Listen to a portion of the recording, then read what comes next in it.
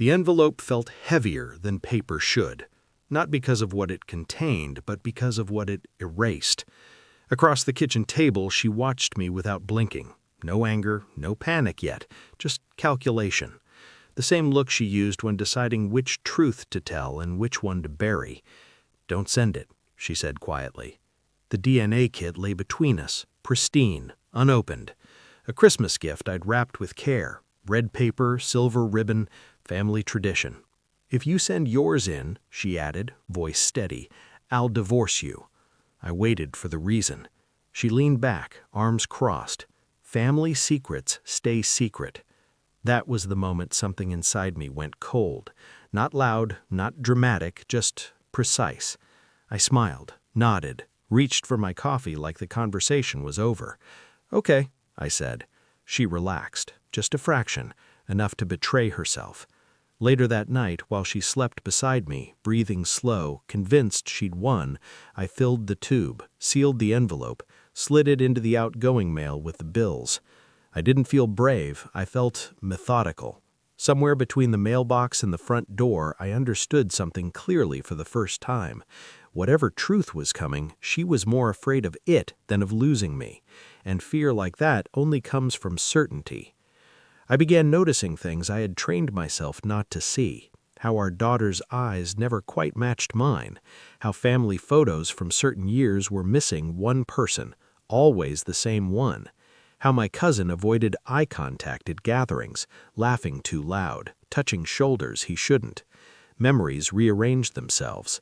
Late nights she blamed on work, hushed phone calls that stopped when I entered the room. Her insistence that some questions were disrespectful. I replayed it all, frame by frame, like evidence. Still, I said nothing. I made breakfast, packed lunches, kissed foreheads, lived the role perfectly while something corrosive worked its way through my chest.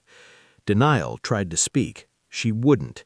Family wouldn't do that. You're overthinking. But denial had no proof, only hope, and hope is useless against patterns. I started paying attention to dates, to timelines that didn't align, to the year my cousin needed a place to stay, to the months she suddenly wanted privacy. At night, I lay awake counting breaths, hers, mine. I didn't confront her because confrontation would give her control, and control was something I planned to take back quietly. The waiting was worse than the suspicion. Weeks passed, every day normal, every night unbearable. I researched ancestry databases, paternity probabilities, shared markers. I learned how blood leaves fingerprints no one can scrub away. I watched her more closely. She checked the mail before I could, started asking casual questions with too much precision. "Did anything come today?" "Just bills," I'd reply. True, mostly. When the email notification finally came, I didn't open it right away. I sat in my car for 20 minutes, engine off, hands still on the wheel. I imagined both outcomes, one where I was wrong, one where I wasn't. Only one of those futures scared her. I opened the report, numbers, charts, percentages, then the sentence that rearranged my life with clinical efficiency.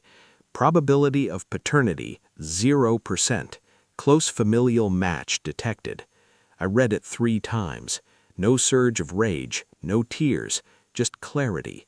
I cross-referenced, compared profiles. The match pointed exactly where I already knew it would. My cousin, my blood. Her betrayal had folded itself into the family tree. I closed the file, forwarded it to a secure folder, backed it up twice. Then I went home and helped my daughter with her homework. I told her I knew before she asked. Not with accusations, with paperwork. I slid the report across the table, watched her eyes scan it, watched comprehension break her composure in stages. First confusion, then fear, then collapse. "No," she whispered, "that's not—" I said nothing. She tried again. Stories, context, time, how it didn't mean anything, how it was a mistake, how it was for the family. For the family. I wondered which family she meant. She cried, reached for me. I didn't move. When she realized I wasn't going to shout or beg or bargain, something inside her fractured. "You promised," she said. "I thought about that." "No," I replied. "You assumed." The family reunion was her idea, damage control disguised as tradition. I waited until everyone was there. Laughter, music, children running through sprinklers, my cousin standing near the grill, avoiding me like instinct told him to. I handed her the envelope. Divorce papers. Clean. Final. She froze. Voices quieted. Curiosity spread. I didn't raise my voice. "I sent the kit," I said, "and I got the truth." Eyes turned. My cousin went pale. I left with nothing but my keys and my certainty. I didn't lose a family that day. I shed a lie that had been living rent-free in my life. Some truths don't heal you, they free you. I still loved the child who called me dad. That didn't change. But love